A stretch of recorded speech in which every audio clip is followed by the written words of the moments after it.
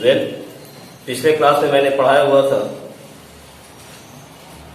इरोटॉस्थनीज और हिकैटियस के बारे में, कुछ थॉट्स के बारे में पढ़ाया हुआ था। ठीक है, अब यहाँ पे हम लोग इस बात को और शेयर कर सकते हैं, जो कुछ थॉट्स के बारे में इंफॉर्मेशन है, जो टीईटी के जो भी बच्चे हैं या पीजीटी एवीएस वगैरह के जो भी बच्चे हैं उनके लिए ये सब एग्जाम्स या फिर आपके वनडे के जितने भी गेम्स आते हैं उसमें भी एक थॉट्स आता है। तो कुछ एक थॉट्स के बारे में मैं यहाँ पर डिस्कस करने जा रहा हूँ। जैसे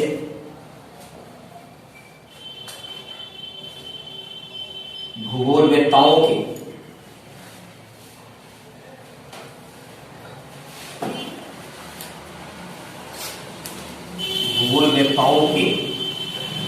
थॉट्स, भूगोलवेत्ताओं के थॉट्स। ठीक है, अब इसके अंतर्गत जो इंपॉर्टेंट कुछ एक आप इसे शेयर कर सकते हो। जैसे फर्स्ट है आपके वर्तमान भूगोल के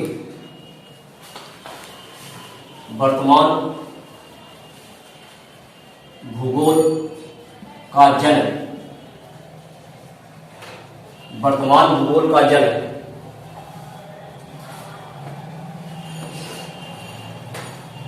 अलेक्जेंडर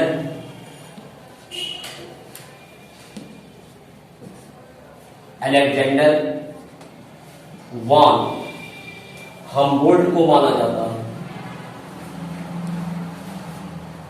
हमबोल्ट को माना जाता है, अलेक्जेंडर वान हमबोल्ट को माना जाता है। सेकंड है भौतिक भूगोल, जिनको कहा जाता है फिजिकल ज्योग्राफी। ये आपका प्रेजेंट ज्योग्राफी कर सकते हैं यहाँ पे। ठीक है, यहाँ पे आप कर सकते हो प्रेजेंट ज्योग्राफी। इसके अंतर्गत फिजिकल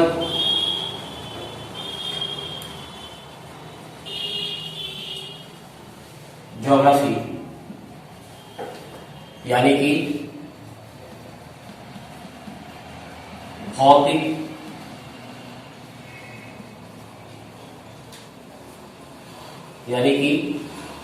भौतिक भूगोल,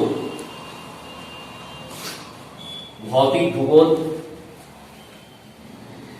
का जन्म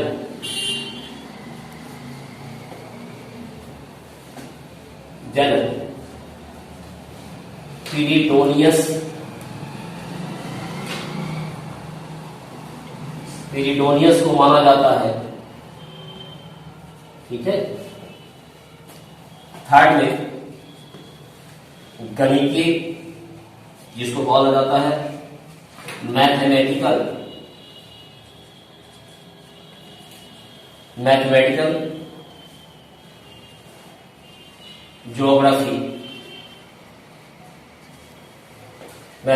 ज्योग्राफी, यानी कि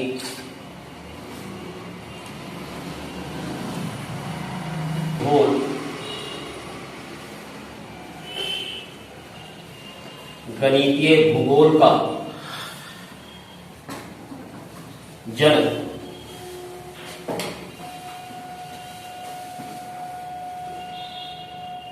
थेल्स व एनेक्सीमेंडर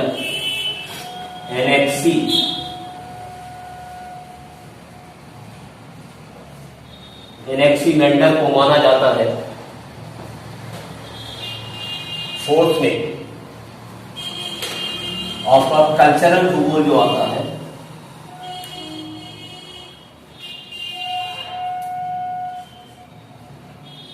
कल्चरल ज्योग्राफी,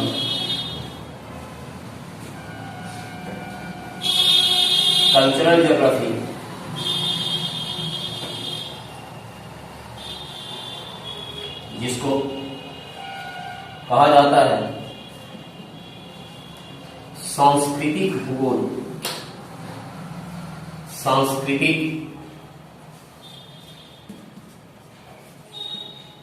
भूगोल का जन्म,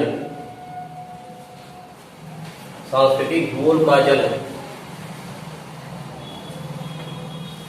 सांस्कृतिक भूगोल का जन्म काल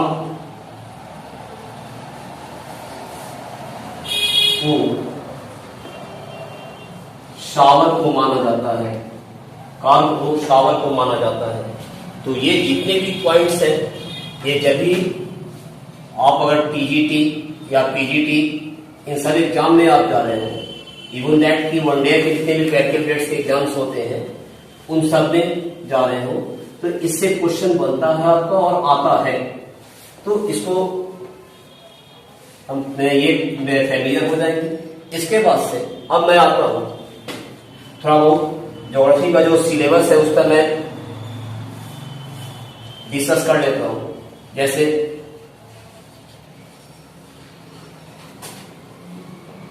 ज्योग्राफी को दो पार्ट में पढ़ा जाता है, दो पार्ट में। एक तो होता है आपका दो पार्ट, क्या इसके कई कैसे पार्ट से ब्रांचेज इसके काफी है।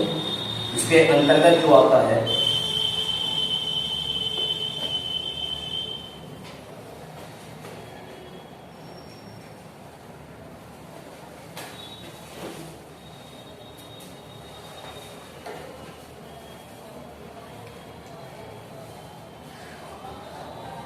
एक तो आता है आपका वर्ल्ड ज्योग्राफी,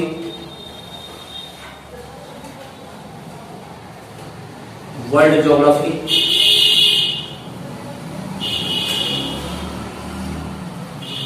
जिसे कहा जाता है विश्व भूगोल,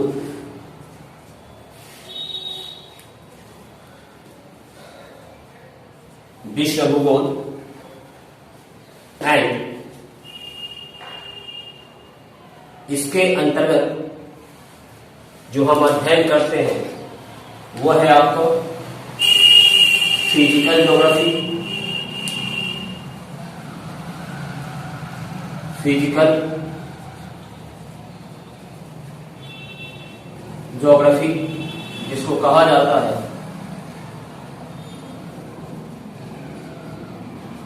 भौतिक भूगोल, जिसको कहा जाता है भौतिक भूगोल, कहा जाता है भौतिक भूगोल। इसके अंतर्गत जैसे हमने ऑलरेडी आपको अभी पढ़ाया था क्रिएटेड बाय नेचर, जैसे पृथ्वी के अंदर क्या है, तो वहां पे जैसे हमने पढ़ाया था आपको क्रिएटेड बाय नेचर, तो वहीं पे यहाँ पे फिजिकल ज्योग्राफी के अंतर्गत सबसे पहले जो अध्ययन होता है इसको बोला जाता है ओशियनोग्राफी, ओशियनोग्राफी जिसको कहा जाता है समुद्र विज्ञान। ठीक है। सेकेंड वन जियोमॉर्फोलॉजी,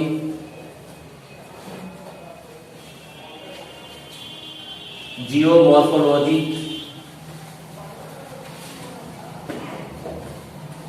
जियोमॉर्फोलॉजी भूआकृतिक विज्ञान,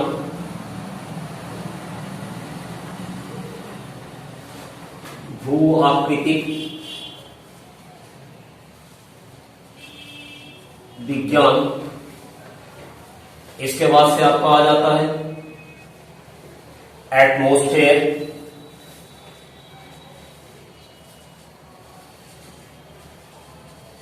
एटमॉस्फेयर जिसको वायुमंडल बोला जाता है। इसके बाद आ जाता है आपका एस्ट्रोनॉमी, एस्ट्रोनॉमी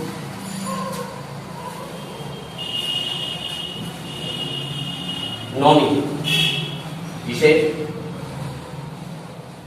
एस्ट्रोनॉमी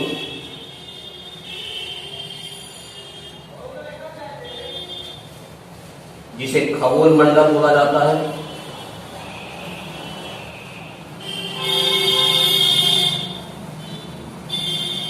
ठीक है। तो ये पार्ट्स वर्ल्ड ज्योग्राफी के अंतर्गत पढ़े जाते हैं। इसके बाद से यहां जो आता है आपका इंडियन ज्योग्राफी,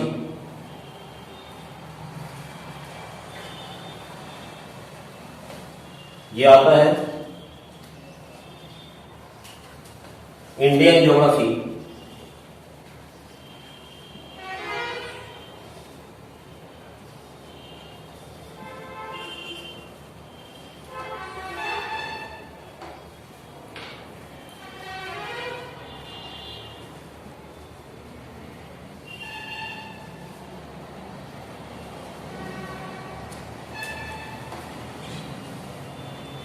इंडियन ज्योग्राफी, जिसके लिए कहा जाता है इसे भारत का भूगोल, भारत का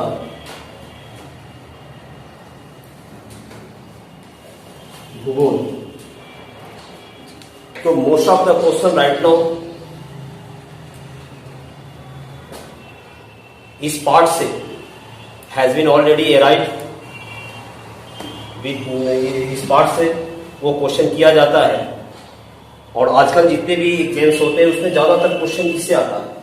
तो हम लोग क्या करेंगे कि पहले हम लोग इसको इंडियन ज्योग्राफी को डिस्कस करेंगे एंड उसके बाद से इंडियन ज्योग्राफी सारा करके तब वर्ल्ड ज्योग्राफी में आएंगे, ठीक है। इसके बाद से एक पार्ट आपका और आता है जो यहां पे आ जाता है आपका इकोनॉमिकल ज्योग्राफी।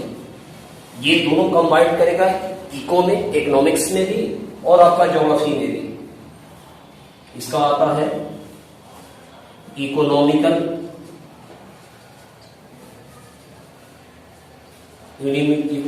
ज्योग्राफी,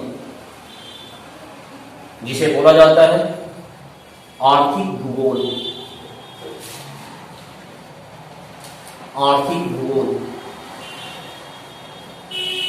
अब इस पार्ट के अंदर क्या क्या पढ़ना है, तो इस पार्ट के अंतर्गत जैसे आपने फर्स्ट है आपका एग्रीकल्चर,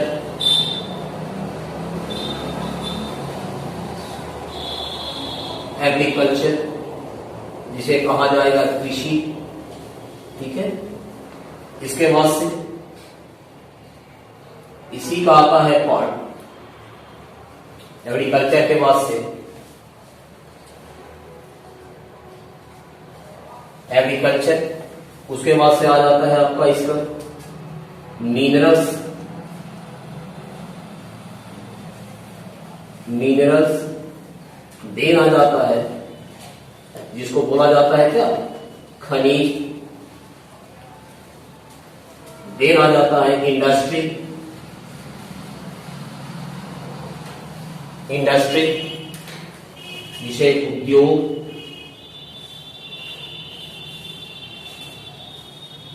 उद्योग एंड देन आ जाता है आपका ट्रांसपोर्टेशन,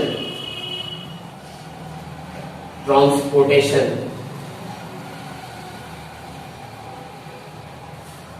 ट्रांसपोर्टेशन। इसके अंतर्गत जो आएगा वो आपको आ जाएगा वायुमार्ग, वायुमार्ग, सड़क मार्ग और जल मार्ग, ठीक है। ये इतने पार्ट्स ज्योग्राफी के सिलेबस हैं। इसके अलावा एक आप इसमें और ले सकते हो जो है वो ह्यूमन ज्योग्राफी है, ह्यूमन ज्योग्राफी, मानव भूगोल, मानव भूगोल। इसके अंदर जितने भी ट्राइब्स वगैरह हैं, जितने भी शेड्यूल्ड ट्राइब्स हैं या ट्राइब्स हैं, जितने भी किस स्टेट में पाए जाते हैं, वर्ल्ड कॉन्टेक्स्ट में लेंगे, वर्ल्ड कॉन्टेक्स्ट में कहां कहां पाए जाते हैं, क्या क्या उनका क्राइटेरिया है। इंडियन कॉन्टेक्स्ट में लेंगे तो किस राज्य में सबसे ज्यादा है, कौन सा शेड्यूल्ड ट्राइब्स का कहां कितनी संख्या है, ये सब इसके अंतर्गत पढ़ा जाता है, ठीक है। तो ये कंप्लीट एक सिलेबस हुआ ज्योग्राफी का। एंड आफ्टर नेक्स्ट क्लास में मैं आपको ये इंडियन ज्योग्राफी पर डिस्कस करने जा रहा हूं। एक्चुअली क्या है कि मैं 1 by 1 एवरी संडे को क्लास मेरा शूट होगा और उसी में बच्चे, क्योंकि बच्चे उस दिन रहते हैं, वो लोग शूट करते हैं और ऑफलाइन भी क्लास चलता है, तो 1 by 1 चाहे वो ज्योग्राफी हो, चाहे हिस्ट्री हो, चाहे polity, economics, along with maths और रीजनिंग का भी मैं कोई वीडियो अपलोड करूंगा। आप वहां से देख सकते हो जो बच्चे लाइव हैं। कुछ टेक्निकल प्रॉब्लम आया होगा तो मुझे जहां तक एहसास है कि आप सभी इसको टॉलरेट करेंगे। कुछ टेक्निकल इक्विपमेंट अभी मेरे पास उतना है नहीं, इसलिए मैं तब तक मैं इसे कर रहा हूं, ठीक है। चलो, तो ये सब चीज आप कर लोगे। इस क्लास में मैं भारत के भूगोल पर डिस्कस करने जा रहा हूं, आपको इंडियन ज्योग्राफी पढ़ाने जा रहा हूं। इसके अंतर्गत जो पहला टॉपिक हम लोग डिस्कस करेंगे वो एडमिनिस्ट्रेटिव ब्लॉक करेंगे, जिसके अंतर्गत प्रशासनिक खंड के बारे में जानकारी करेंगे। और प्रशासनिक खंड के अंदर जो पहला जो टॉपिक होगा वो नामकरण होगा। तो इसके अंदर कहा जाता है कि हिमालय से लेकर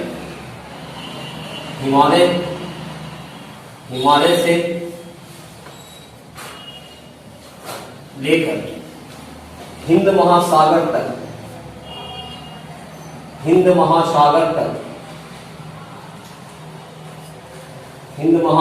तक विस्तृत भाग, फैला हुआ विस्तृत भाग भारत है, ठीक है। अब इसके अंदर जैसे आप मैप कर ले लो, जैसे सपोज करो कि मैं एक छोटा सा रफली मैप बना के आपको बता रहा हूं।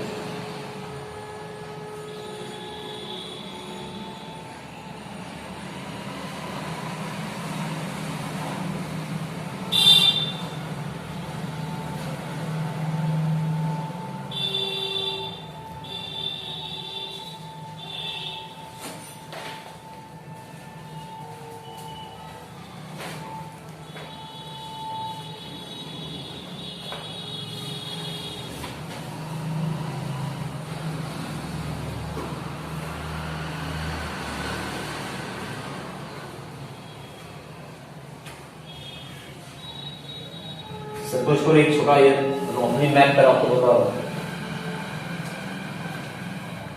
आप लोग में से कई एक लोग फैमिलियर होंगे, उत्तर का पर्वतीय हिमालय यहां पे हमने लिखा कि हिमालय से लेकर हिंद महासागर तक फैला हुआ विस्तृत भाग भारत है, ठीक है।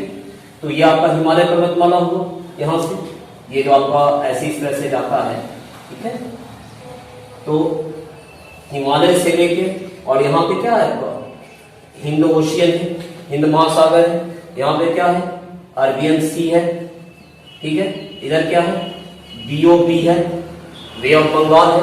तो हिमालय से लेके और हिंद महासागर तक का विस्तृत फैला हुआ जो भाग है, ये जो विस्तृत फैला हुआ भाग है, ये विस्तृत फैला हुआ जो भाग है, ये आपका भारत है। तो इसके अलावा ये तो भारत का आपका ये हुआ, लेकिन अन्य नामकरण जो इसके हो जाएंगे, जैसे सपोज करो आपका अन्य नामकरण, अब इसके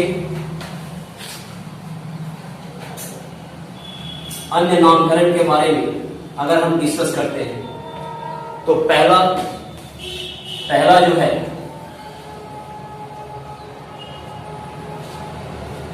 इसका जो नामकरण पड़ा वो भारत पड़ा,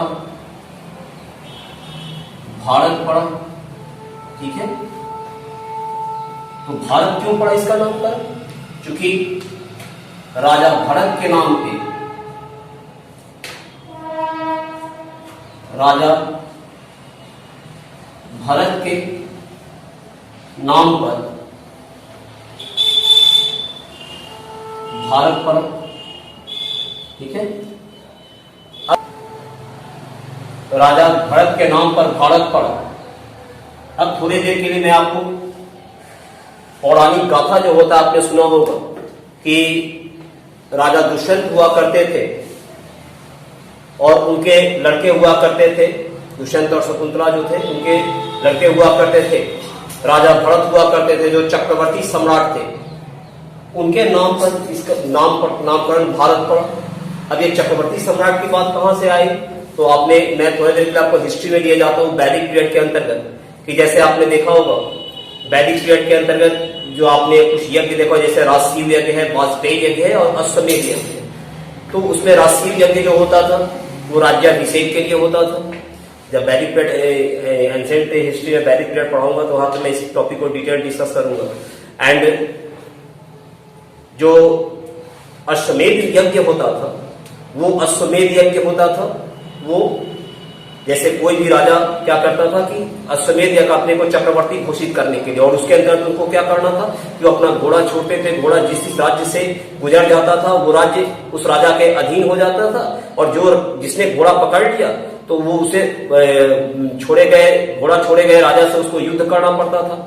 तो ये जो स्थिति आई थी उसके कारण वो चक्रवर्ती, क्योंकि राजा भरत एक तरह से चक्रवर्ती सम्राट थे, तो उन्होंने उनके नाम पर ये क्या पड़ा, ये भारत पड़ा। ठीक है, राजा भरत के नाम पर ये भारत पड़ा। इसके बाद से बी में इसका नामकरण जो है वो बी में आपका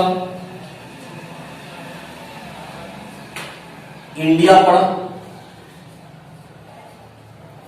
इंडिया पड़ा। ठीक है, इंडिया पड़ा, यहां भारत पड़ा। तो इंडिया नाम पड़ा, उसके पीछे सिग्निफिकेंस क्या है, इंडिया नामकरण के पीछे सिग्निफिकेंस क्या है, आपको जानते हैं कि जो भी आर्य आए थे वो आर्य इसी पश्चिमोत्तर भारत से आए थे। यहाँ पे मैप पे आप आ जाओ, यहाँ पे जितने भी आर्य आए थे, आपने देखा हो हिस्ट्री के बारे में आपने सुना होगा कि जितनी सिंधु घाटी सभ्यता का जो पतन, ये पीसीएस मेंस में भी क्वेश्चन आता है। तो सिंधु घाटी सभ्यता, इंडस वैली सिविलाइजेशन जो है उसका जो डिक्लाइन हुआ, उसका जो पतन हुआ, उस पतन में आर्यों का एक तरह से हाथ था। और चूंकि यहाँ पे जो सिंधु से जो भारत में आर्य आए थे, तो उनके आने के बाद से यहाँ पे एक तो आर्यावर्त पड़ा, लेकिन जो इंडिया नामकरण पड़ा वो यूनानियों ने दिया था, ग्रीक वासियों ने दिया था। ऐसा इसलिए कि वो लोग जो पारसी भाषा में स का उच्चारण वो हा करते थे, और उन्होंने सिंडस से हिंडस कहा, और इसी हिंडस से इंडिया नामकरण हुआ। तो आपका यहाँ पे क्वेश्चन क्या बनता है, इंडिया, ये इंडिया नाम पड़ा, इंडिया नाम पड़ा, तो आपका यहां से क्वेश्चन बनता है कि फर्स्ट होता है, आपने करेक्टर क्वेश्चन देखा होगा कि इंडिया नामकरण, यहां पे फर्स्ट में इंडिया नामकरण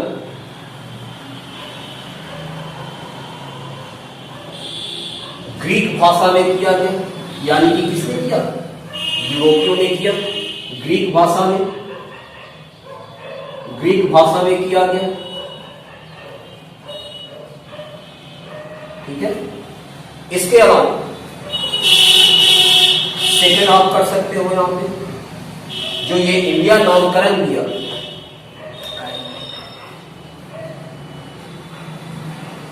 इंडिया नामकरण यूरोप वासियों ने किया।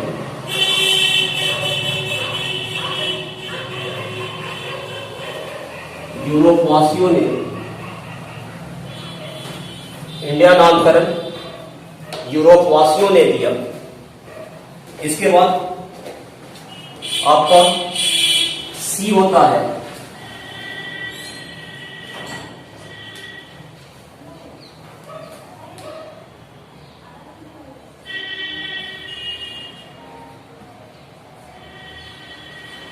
सी में आप ले सकते हैं, सी में आपने सुना होगा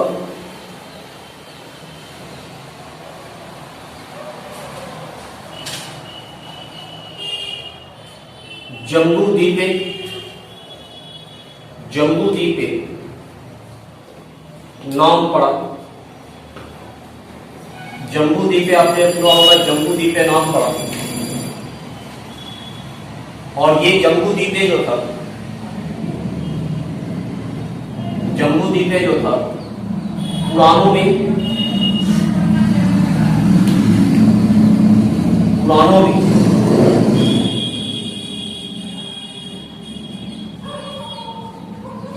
जम्बू द्वीपे कहा गया,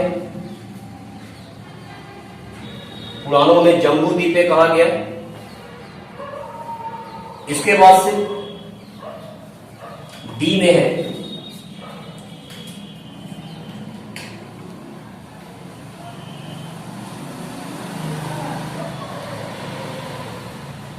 आपने एक और नाम सुना होगा भारतवर्ष से, एक और नाम सुना होगा भारतवर्ष से।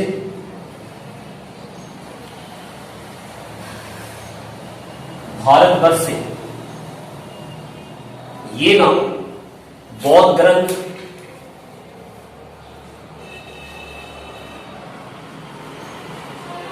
बौद्ध ग्रंथ,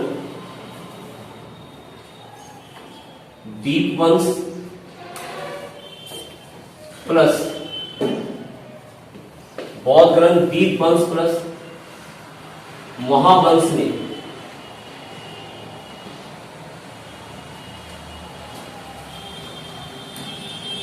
पढ़ा। तो भारतवर्ष से दीपवंश और बौद्ध ग्रंथ होता था दीपवंश और महावंश, उसमें पढ़ा। इसके अलावा आपने एक और भारत का नाम सुना होगा आर्यावर्त,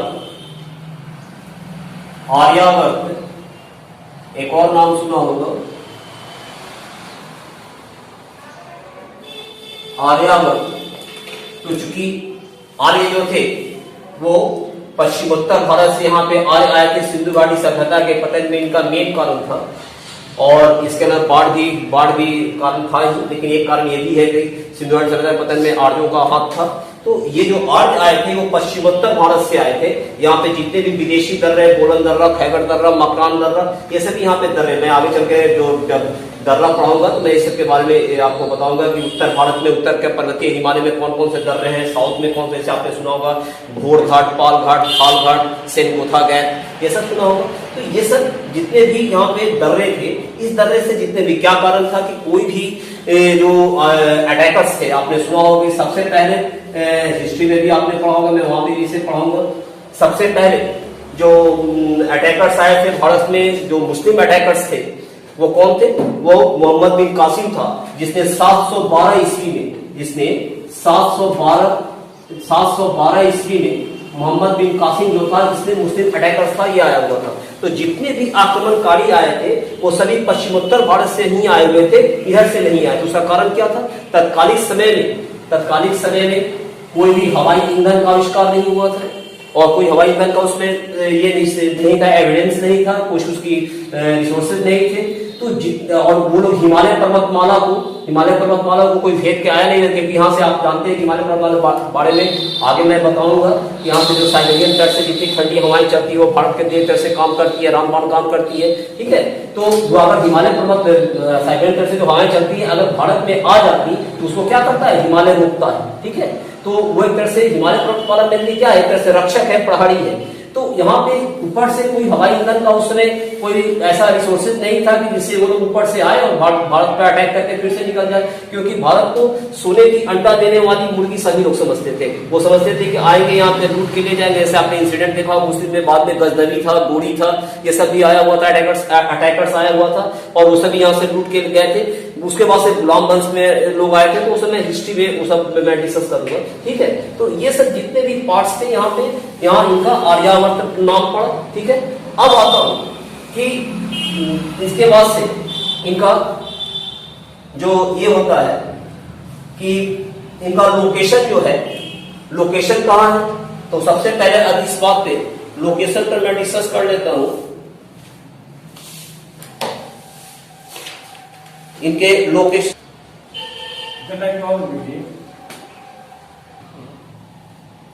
स्टार्ट।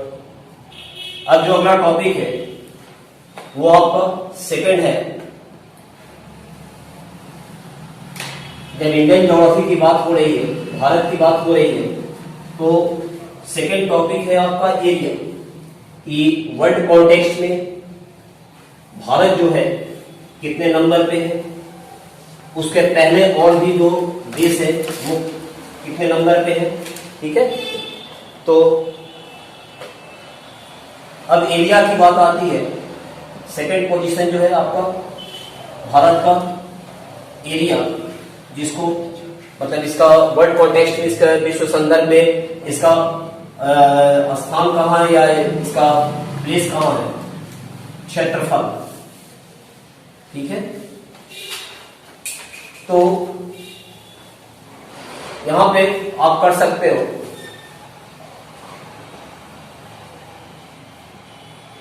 विश्व कॉन्टेक्स्ट में, विश्व संदर्भ में, वर्ल्ड कॉन्टेक्स्ट में कहो आप या विश्व संदर्भ में कहो, विश्व संदर्भ में, विश्व संदर्भ में भारत विश्व का 7वां बड़ा देश है। एरिया के रेस्पेक्ट में, on the basis of area, यहां पे आप लिख सकते हो on the basis of area, मतलब कि क्षेत्रफल की दृष्टि से विश्व संदर्भ में भारत विश्व का 7वां बड़ा देश है। अब यहां से इससे जितने भी मोर डिटेल इंफॉर्मेशन है यहीं पे आप करेक्ट कर सकते हो। नोट किया फर्स्ट में, विश्व संदर्भ में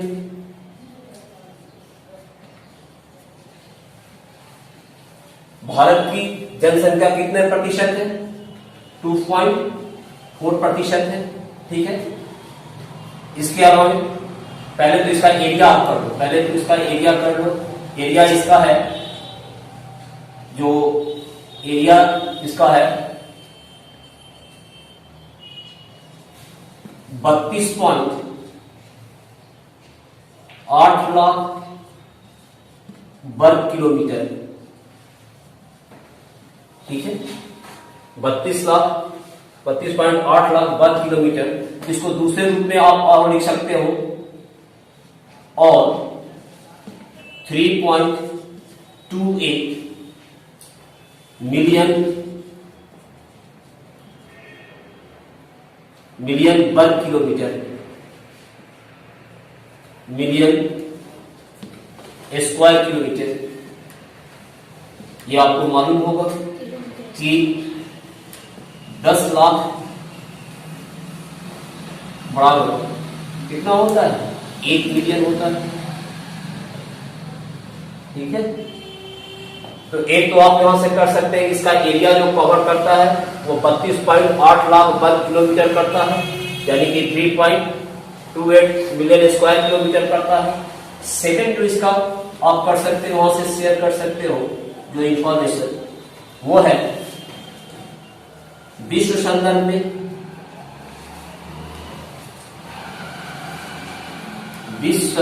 में जो इसका एरिया है वो 2.4% है, ठीक है।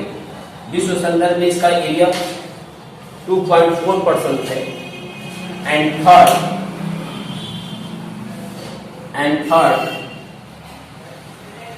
on the basis of area,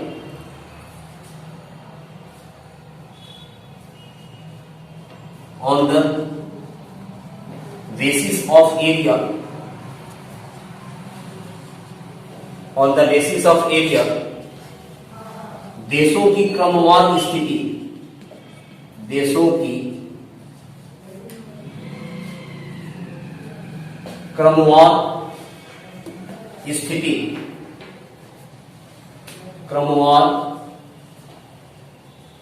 स्थिति, तो आपका क्या आ जाएगा इसके बाद से, ऑन द बेसिस देशों की क्रमवार स्थिति में के अंतर्गत पहला आपका क्या आ जाएगा, पहला आ जाएगा रशिया, ठीक है। हिंदी इंग्लिश दोनों में लिख दे देता हूं। रूस is greater than Canada,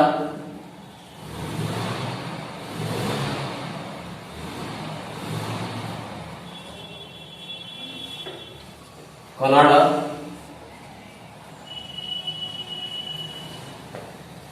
is greater than USA, इसको बोला जाता है संयुक्त राज्य अमेरिका।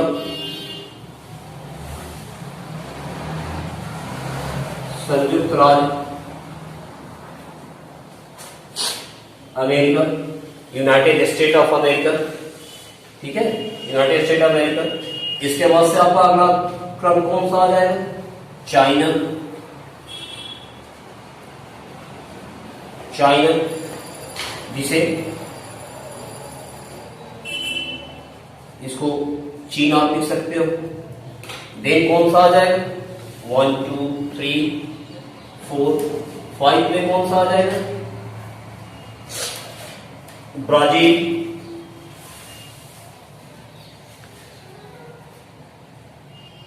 फाइव में ब्राजील। ब्राजील। उसके बाद से 6 में कौन आ जाएगा आपको?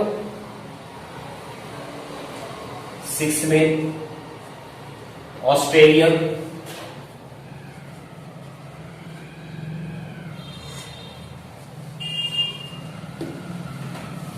ऑस्ट्रेलिया।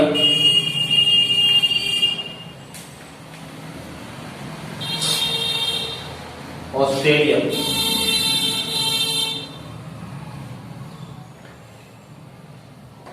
एंड 7 में क्या आ जाएगा? इंडिया, भारत। इसके बाद से एक और आप कर सकते हो। अगला क्या पड़ेगा? क्या पड़ेगा अगला? अर्जेंटीना।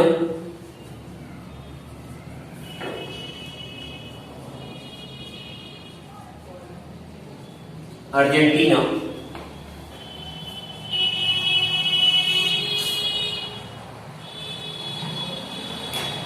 ये ऑन द बेसिस ऑफ इसके एरिया हो जाएंगे, ठीक है।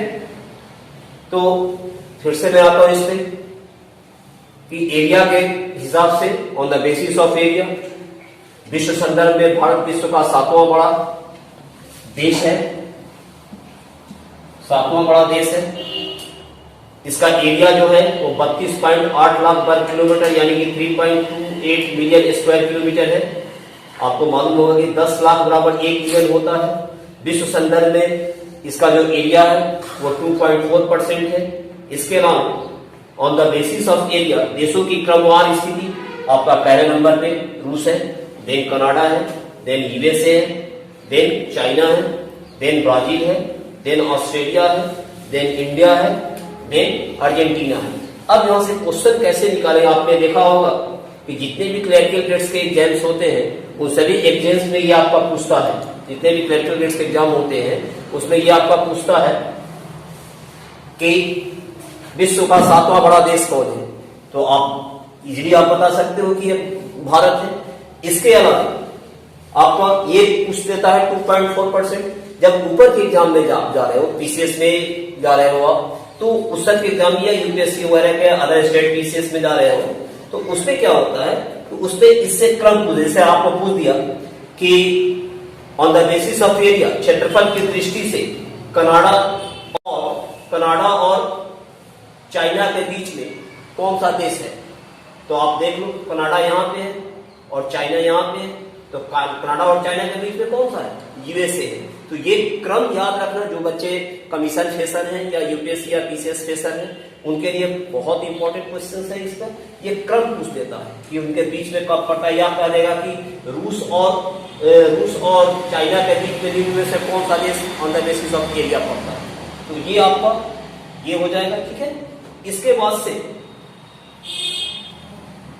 से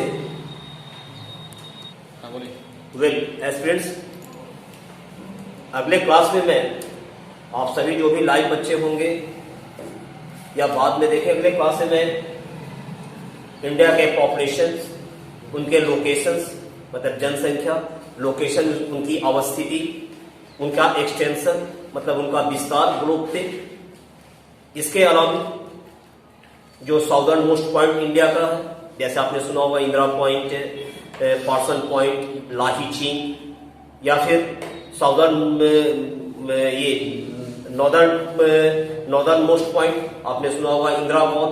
अभी इंदिरा वॉल जो एट प्रेजेंट जो है 370 जम्मू कश्मीर से हटने के बाद से क्या आ गया, पहले पीओके में था, ऑक्साइड चीन के पास था, लेकिन अब कहां से आ गया, अब वो आ गया लद्दाख में जो यूनियन टेरिटरी है।